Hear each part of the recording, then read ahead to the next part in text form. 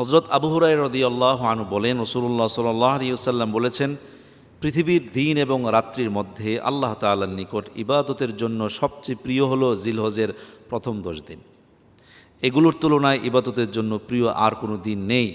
এই দিনগুলোর একটি রোজা 1 বৎসরের রোজার সমতুল্য, আর রাতগুলোর এক একটির ইবাদত শবে কদরের ইবাদতের সমতুল্য। অর্থাৎ পৃথিবীতে দিন এবং রাত্রি যতগুলো আসে যায় ক্রমান্বয়ে, এর মধ্যে আল্লাহ তাআলার কাছে ইবাদতের জন্য সবচেয়ে প্রিয় দিন হচ্ছে জিলহজের প্রথম 10 দিন।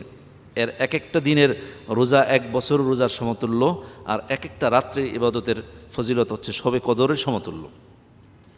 হযরতে হাফসা রাদিয়াল্লাহু আনহা বলেন, আরবাউ লাম তাকুন ইয়াদাহুন্না নবী সাল্লাল্লাহু আলাইহি ওয়াসাল্লাম, রাসূল 4টি জিনিস কখনো পরিত্যাগ করতেন না।